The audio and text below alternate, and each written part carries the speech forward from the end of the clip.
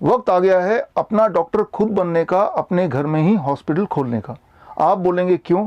कारण ये कि अब अच्छे दिन नहीं रहे, और जो आप देख रहे हैं यह है भारत के इतिहास का सबसे बड़ा काला सच। इस बात को समझाने के लिए कि क्यों अपने घर में हॉस्पिटल खोलना आवश्यक हो गया है, मैं आपको 3 हिंट दूंगा और उसके बाद बताऊंगा कैसे आप अपने घर में ही सुपर स्पेशलिटी हॉस्पिटल खोल सकते हैं। पहला हिंट, इस हिंट का नाम है फूल और कांटे। आप जो दोनों वीडियो देख रहे हैं, ये दोनों वीडियो लगभग एक ही टाइम पे शूट किए गए हैं। सबसे पहले हम बात करते हैं फूल की। आप देख रहे हैं हॉस्पिटल के ऊपर हेलीकॉप्टर से फूल बरसाए जा रहे हैं और फाइटर जेट प्लेन से फ्लाई पास्ट किया जा रहा है। फ्लाई पास्ट मतलब हवाई जहाज से कलाबाजियों का खेल दिखाना। जब भी हम अपने डिफेंस सिस्टम से कोई ऐसा कार्य लेते हैं जिसके लिए वो बना नहीं है, तब हमारे भारत पे इसका बहुत बड़ा इकोनॉमिकल बर्डन तो होता ही है, बल्कि देश के ऊपर एक थ्रेट भी होता है। ये कितना बड़ा आंकड़ा है आप इस बात से अंदाजा लगा सकते हैं कि जितना सारा पैसा खर्च हुआ है, उस पैसे से अब दूसरे वीडियो पे चलते हैं, कांटे। अगर इस पे खर्च किया जाता तो ये कांटे वाला वीडियो बनाने की आवश्यकता ही नहीं होती। यहाँ एक माँ सूरत से चली है अपने बच्चे को लेके और हाथ में सारा लगेज लेके इलाहाबाद के लिए, वो भी पैदल। इसके आगे मुझे बताने की आवश्यकता नहीं है, वीडियो देख के आप खुद ही समझ गए होंगे। लेकिन आप में से कुछ लोग हो सकते हैं जो अपने आप को इस वीडियो से कनेक्ट नहीं कर पा रहे होंगे। जाहिर सी बात है, आप मुझे देख रहे हैं स्मार्टफोन में, इसका मतलब आपकी हालत उनकी हालत से मैच नहीं करती है, तो आप कभी भी शायद उस इमोशन को ना भी समझ पाएं। तो खैर, हम चलते हैं दूसरे हिंट पे। दूसरे हिंट का नाम है ह्यूमन गिनी पिग। यहाँ मैं बात करूंगा वियतनाम की। वियतनाम एक ऐसा देश जहाँ पे कोरोना वायरस भारत से बहुत पहले आ गया था, लेकिन उसके बावजूद भी आज total number of death because of corona virus is 0। Vietnam में पिछले 7 साल से मेरा डायबिटीज़ का सेंटर है कई जगह पे। वहाँ काफ़ी सारे डॉक्टर्स हैं जिनके साथ मैं काम करता हूँ, जो मेरे साथ काम करते हैं। मैंने उनसे पूछा राज क्या है, वियतनाम में कोरोना वायरस से कोई भी इंसान मरता नहीं है, या अभी तक कोई भी इंसान मरा क्यों नहीं। उनका कहना है कि जब भी कोई भी इंसान कोरोना वायरस से पीड़ित पेशेंट उनके हॉस्पिटल में आते हैं तो सिर्फ सिम्टोमेटिक रिलीफ देते हैं, एक्सपेरिमेंटल ड्रग नहीं देते हैं। अब इन कॉन्ट्रास्ट ऑफ दिस, अगर हम भारत की बात करें, भारत में एंथुजियास्टिकली WHO के रिकमेंडेशन से ऐसी दवाइयां हिंदुस्तानियों पे यानी कि हम पे दी जा रही हैं जो एक्सपेरिमेंटल ड्रग के कैटेगरी में आते हैं। मतलब HIV की दवा, मलेरिया की दवा, ऐसी दवाइयां जिनका कोरोना से कोई लेना देना नहीं है, जिसमें कोई एविडेंस नहीं है कि कोरोना के पेशेंट को किसी भी प्रकार से कोई फायदा हो सकता है। हाँ, ये एविडेंस है कि कोरोना के पेशेंट को नुकसान हो सकता है, बहुत ज़्यादा नुकसान हो सकता है, उसके बावजूद भी ये दवाइयां हमारे पेशेंट को दी जा रही हैं। आप इस बात से अंदाज़ा लगा सकते हैं कि एक ग्रुप ऑफ पेशेंट जिनको मलेरिया की दवा दी जा रही है in comparison to the group of patient जिनको कोई दवा नहीं दी जा रही है, जिनको मलेरिया की दवा दी जा रही है उनके मौत के चांसेस, उनके मरने के चांसेस लगभग 300% है, यानी कि 3 टाइम्स। और शॉकिंग बात यह है कि बात सिर्फ यहीं ख़त्म नहीं होती। अभी रिसेंटली अप्रूव हो गया है एक और ट्रायल, ह्यूमन ट्रायल भारतीयों पे। वो ह्यूमन ट्रायल है ट्यूबरक्लोसिस के वैक्सीन का। उम्मीद कर रहे हैं कि ट्यूबरक्लोसिस के वैक्सीन से कोरोना पेशेंट ठीक होगा। देखिए, ट्यूबरक्लोसिस एक बैक्टीरिया से होता है और कोरोना एक वायरस है, दोनों में कोई संबंध नहीं है। लेकिन कोई लॉजिक ना होते हुए भी, कोई एविडेंस ना होते हुए भी, अब आप भारतीय नहीं हैं, आप बन गए हैं ह्यूमन गिनी पिग। एक तरफ तो हमारी सरकार WHO के कहने पे जोर शोर से एक्सपेरिमेंट पे एक्सपेरिमेंट किए जा रहे हैं और लोग मरते जा रहे हैं। दूसरी तरफ भारत की अपनी पद्धति, अपना साइंस, अपना एंशिएंट साइंस आयुर्वेदा, जिसमें बहुत सारे जड़ी बूटियां जिससे शायद पेशेंट को कोई रिलीफ मिल जाए, तो उनको मौका दिया ही नहीं जा रहा है।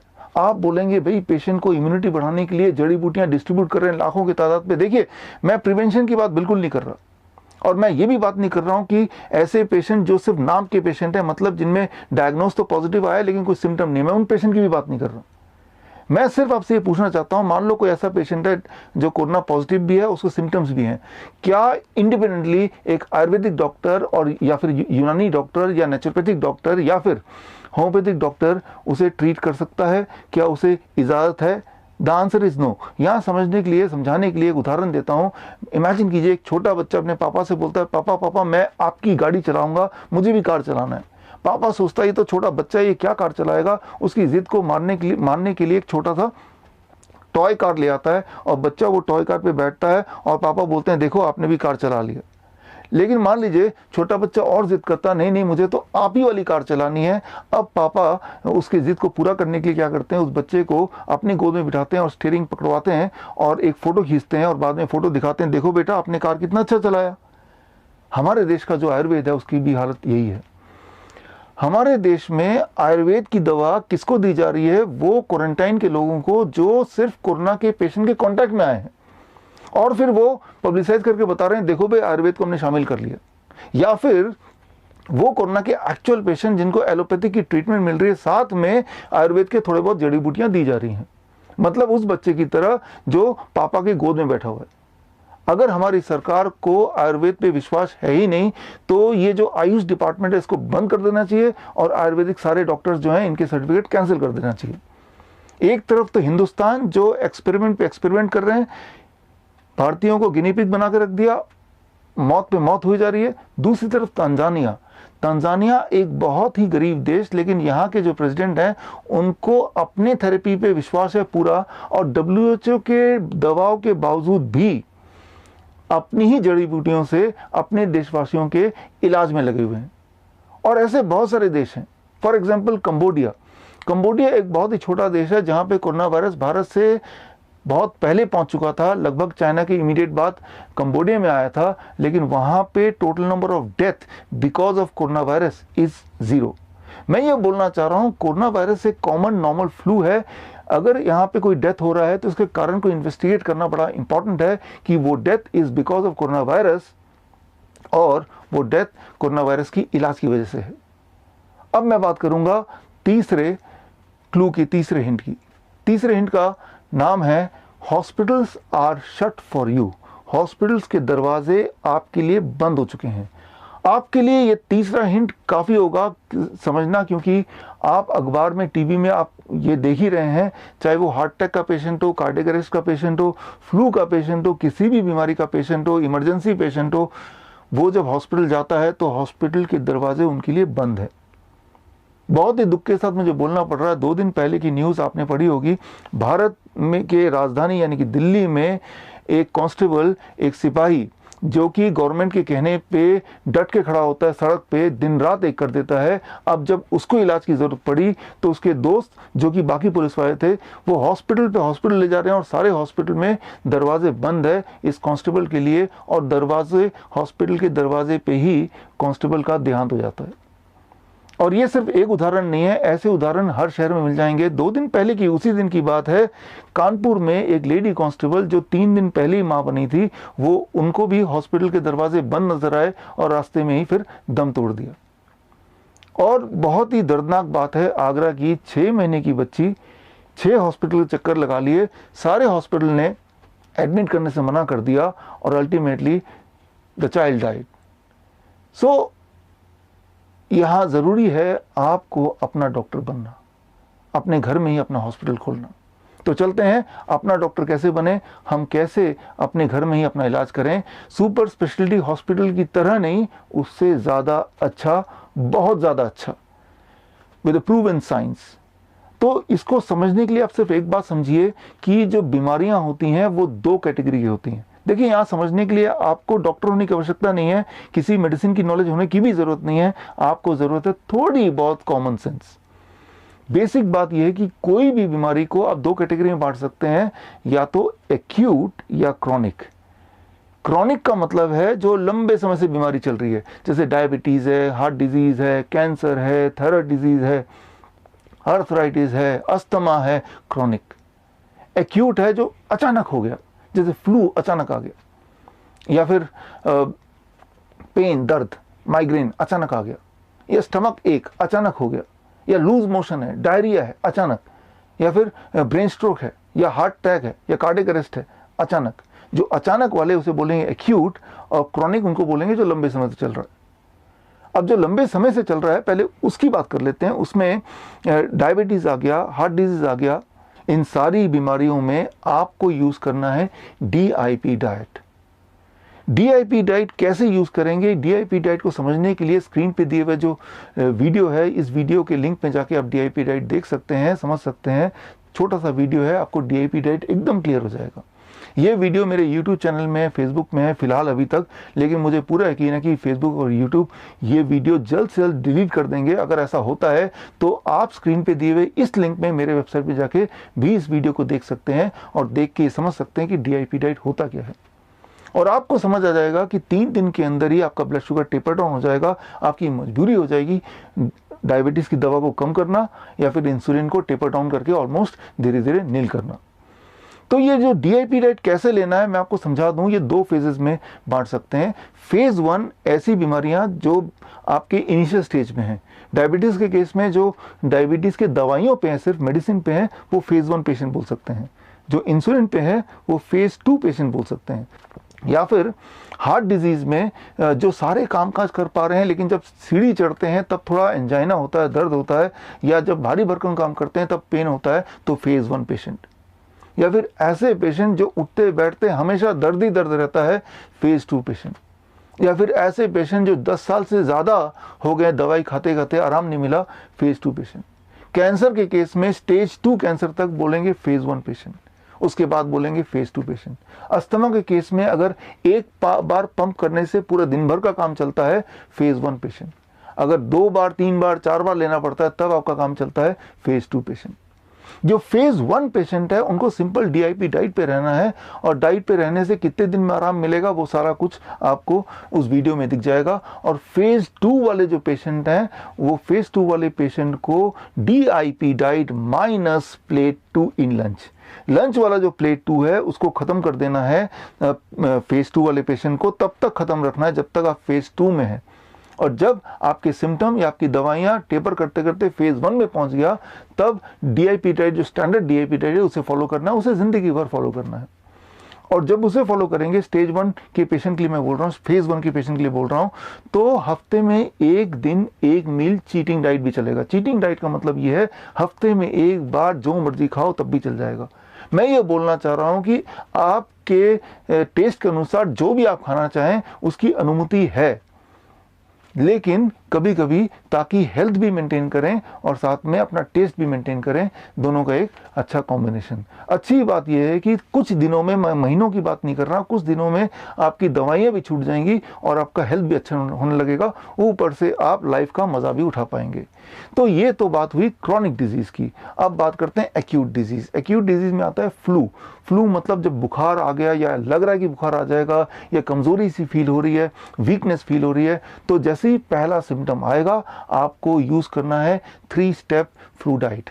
3 स्टेप फ्लू डाइट क्या है, वो सिर्फ 72 आवर्स में ठीक करता है या कर सकता है। 3 स्टेप फ्लू डाइट को समझने के लिए आप स्क्रीन पे दिए हुए लिंक को में जाके ये वीडियो देख लीजिए, आपको बिल्कुल समझ आ जाएगा। ये वीडियो YouTube में था, फेसबुक में था, और फेसबुक YouTube ने ये वीडियो डिलीट कर दिया, तो ये वीडियो अभी सिर्फ मेरे वेबसाइट पे है, वहाँ से आप डाउनलोड करके अपने लिए संभाल के रख लीजिए। अब इसके बाद एक्यूट डिजीज़, मान लो चेहरे मुंह के अंदर कोई छाला पड़ गया, कोई अल्सर हो गया, कोई सोर हो गया, या फिर कहीं दांत में दर्द हो गया, तो क्या करेंगे? तो जो रूल है वो है DIP डाइट ब्रैकेट में लिक्विड, यानी कि लिक्विड फॉर्म में बना देना है DIP डाइट को। यानी कि जो प्लेट 1 है या फ्रूट ब्रेकफास्ट है, सबको मिक्सी में घोल के अलग अलग उनको स्मूदी के फॉर्म में पीना है 3 से 5 दिन। 3 से 5 दिन माइनस प्लेट 2 को 3 से 5 दिन हटा देना है, 3 दिन मिनिमम, मैक्सिमम 5 दिन। साथ में क्लोव ऑफ गार्लिक, लहसुन का एक टुकड़ा, उसको आप कूट के थोड़ा सा उसको वहीं पे रखिए जहाँ पे पेन है। अगर तो पेन है, अगर तो सोर है तब नहीं करना है, लेकिन दांत में दर्द है तो लहसुन का टुकड़ा भी रखना है, दिन में 1 बार 2 बार 3 बार आपके दर्द के अनुसार। तो इतना ही कर लेंगे तो मुंह से जुड़े हुए जितने भी सारे प्रॉब्लम्स हैं वो 3 से 4 दिन या 5 दिन तक ठीक हो जाएगा। और उसके बाद अब आप गांठ बांध लीजिए कि आप DIP डाइट पे ही रहें ताकि किसी तरह का कोई लाइफस्टाइल डिजीज़ आए ना। अब नीचे चलते हैं, स्टमक पे आते हैं। स्टमक से जुड़े हुए कोई भी प्रॉब्लम हो, एक्यूट प्रॉब्लम मतलब डायरिया है, लूज मोशन है, स्टमक एक है, 24 घंटे के लिए कोकोनट वाटर फास्टिंग। 24 घंटे के लिए सिर्फ कोकोनट वाटर पे रहेंगे, कुछ और नहीं, बिल्कुल कुछ और नहीं। कितना कोकोनट वाटर? आपके बॉडी वेट के हिसाब से। मान लीजिए आप 70 kg आपका वेट है, 7 ग्लास कोकोनट वाटर पूरे दिन भर में, कुछ और नहीं खाना, कुछ और नहीं पीना है। मैंने देखा है 24 घंटे लगते हैं पेट से जुड़े हुए सारे प्रॉब्लम को रिजॉल्व होने में। अब चलते हैं लंग्स पे। अगर सूखी खांसी है या अस्थमेटिक अटैक है, ऐसे केस में आपको क्या करना है, DIP डाइट, DIP डाइट के साथ टर्मरिक,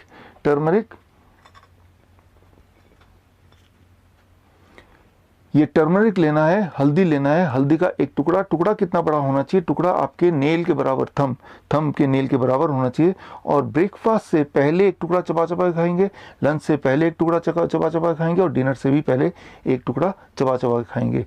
मतलब DIP डाइट के साथ आपको इसको खाना है। कब तक खाना है ये, जितने दिनों तक आपका चेस्ट कंजेशन रहेगा, जितने दिनों तक ड्राई कफ रहेगा, जितने दिनों तक आपका रेस्पिरेटरी अटैक रहेगा, तब तक करना है। वो 3 दिन भी हो सकता है, वो 1 महीना भी हो सकता है। 3 दिन से लेकर 1 महीने के बीच में उसको करना है। तो ये है रेस्पिरेटरी प्रॉब्लम का सोल्यूशन। अब आते हैं किसी भी तरह के पेन। अगर आपके घुटने में पेन है, रीढ़ की हड्डी में पेन है, या सिर में हेडेक है, तो उसके लिए aloe vera, number 1, aloe vera gel, not from the bottle, plant. Aloe vera का पौधा घर पे परमानेंट रख लीजिए। एलोवेरा का पौधा में से एलोवेरा स्क्वीज करके निकालिए, और जहां भी दर्द है 5 मिनट उसको मलिए। और सिर के अलावा बाकी कहीं भी अगर दर्द हो, मलने के बाद हॉट फर्मेंटेशन मतलब हॉट वाटर बैग लीजिए और उसको रखिए उस जगह पे जहाँ पे दर्द है, और उसको जब तक रखिए जब तक आप वो ठंडा नहीं हो जाता, थोड़ा भी अबाउट 30 सेकेंड, फिर उसको दोबारा गर्म कीजिए और दोबारा उसको रखिए। ऐसा 15 मिनट का एक प्रोसेस कीजिए, आपको आराम मिलेगा। अगर माइग्रेन है, हेडेक है, तो एलोवेरा लगाना है 5 मिनट, कोई मालिश कर दे तो अच्छा है। और उसके बाद आपको क्या करना है, एक बाल्टी में गर्म से गर्म पानी भरना है, उतना गर्म जितना आप सह पाएँ, और अपने पैरों को उसके अंदर डाल देना है, घुटने तक पानी हो, और ऐसा 20 मिनट बैठना है। 20 मिनट के लिए जब बैठेंगे तो बीच में 5-7 मिनट बाद पानी ठंडा होने लगेगा, तो एक मग से पानी निकालेंगे और दूसरे मग से बहुत गर्म पानी उसमें ऐड करते जाएंगे, ताकि गर्म जो है वो लगभग बना रहे 20 मिनट तक। तो ऐसे में आप देखेंगे कि जो हेडेक है या माइग्रेन है वो धीरे धीरे रिजॉल्व हो रहा है। साथ ही में अगर कोई ब्लड प्रेशर का पेशेंट है जिसका ब्लड प्रेशर अचानक बढ़ गया, तो वो भी सेम प्रोसेस करेंगे, तो ब्लड प्रेशर आपका करीब 20 सिस्टोलिक इतना घट जाएगा विद इन 20 मिनट्स, और इतना घट जाएगा तो वो नॉर्मल ब्लड प्रेशर रेंज में आ जाएगा mostly, and that is a quick and safe relief. अब आपने सीख लिया कि मेजर एक्यूट इलनेस में क्या करना है और मेजर क्रॉनिक इलनेस में क्या करना है। लेकिन कुछ एक्यूट प्रॉब्लम ये भी होती है, जैसे किसी को हार्ट अटैक आ गया, किसी को कार्डियक अरेस्ट आ गया, किसी को ब्रेन स्ट्रोक हो गया। ऐसे में क्या करेंगे, ऐसे में क्या करना है, या कोई डायलिसिस का पेशेंट है, हॉस्पिटल नहीं जा पा रहा, तो अभी क्या उपाय है, जा तो पा ही नहीं रहा, तो घर बैठ के हम मौत का वेट करें या हम कुछ पॉजिटिव करें जिसमें उस इंसान के बचने के चांसेस बढ़ जाएं। You can save somebody's life अगर आप थोड़े से टेक्निक सीख लेंगे। लेकिन वो टेक्निक सीखने के लिए 15-20 मिनट काफ़ी नहीं है, आपको मुझे देना पड़ेगा। You have to give me about 1 day, एक दिन आपको मेरे साथ बिताना पड़ेगा। लिंकन यूनिवर्सिटी जो दुनिया में लगभग 300 रैंकिंग है जिसकी, मलेशिया का यूनिवर्सिटी है, एक इंटरनेशनल फेमस यूनिवर्सिटी है। लिंकन यूनिवर्सिटी के लिए मैंने एक ट्रेनिंग बनाया, इमरजेंसी ट्रेनिंग मॉड्यूल बनाया, जिसका नाम है certified code blue trainers course. ये सर्टिफाइड कोड ब्लू ट्रेनिंग का मॉड्यूल मैंने तैयार किया है, जो लिंकन यूनिवर्सिटी में पढ़ाया जाता है डॉक्टर को और मेडिकल प्रोफेशनल को। तो ये ट्रेनिंग में जो फीस है इसकी 21,000 है जो स्टूडेंट भरते हैं। लेकिन आजकल का माहौल देखने के बाद मैंने ये फैसला लिया कि आप में से कुछ लोगों को मैं ये ट्रेनिंग दे दूंगा, ताकि कोई इंसान जो मर रहा हो या मरने वाला हो तो आप अपने स्किल से उसको बचा पाएँ, या एटलीस्ट बचाने की कोशिश कर पाएँ। तो इसको सीखने के लिए आपको डेडिकेशन की ज़रूरत है, और एक दिन आपको स्पेयर करना पड़ेगा मेरे साथ ऑनलाइन जूम पे आगे।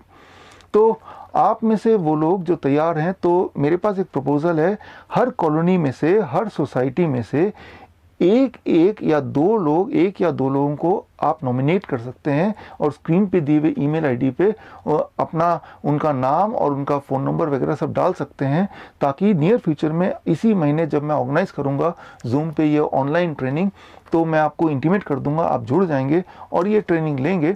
और ये ट्रेनिंग अगर आपने ले लिया तो अपने कॉलोनी में आप लोगों तक भी ये पहुंचा सकते हैं। यानी कि आपका कॉलोनी और आपका घर ही बन गया आपका हॉस्पिटल, एक ऐसा हॉस्पिटल जिसमें ना तो कहीं जाने की ज़रूरत है, वैसे भी सारे हॉस्पिटल के दरवाजे दरवाजे आपके लिए बंद हो ही चुके हैं। और दूसरा, घर बैठ के safest and long term health का ये एक सबसे अच्छा तरीका। अगर आपको मेरी बात पे विश्वास नहीं आ रहा है कि ये सारे मेथड काम करेंगे या नहीं करेंगे, तो आप एक काम कीजिए, पहले टेस्ट कीजिए।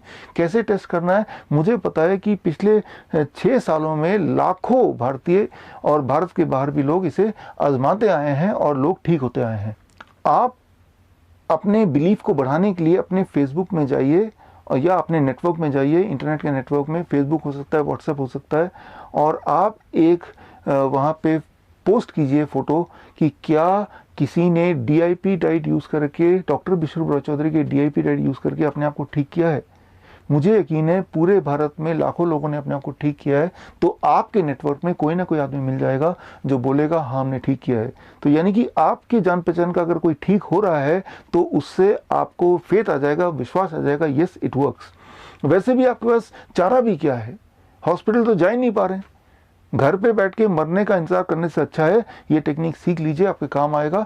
और अगर आप जानना चाहते हैं ये जो टेक्निक मैं बता रहा हूँ इसके पीछे का साइंस क्या है, तो स्क्रीन पे दिए हुआ जो लिंक है इसमें जाके आप मेरी किताब corona the scandal of the millennium, ये 1200 पेज की किताब है, इसको पढ़ेंगे तो इसमें सारे रिसर्च पेपर जहाँ से मैंने ये सारे टेक्निक कलेक्ट किए हैं वो रिसर्च पेपर मिल जाएंगे और उससे आपको एविडेंस मिलेगा जिससे आप अपने बिलीफ को और स्ट्रॉन्ग कर पाएंगे।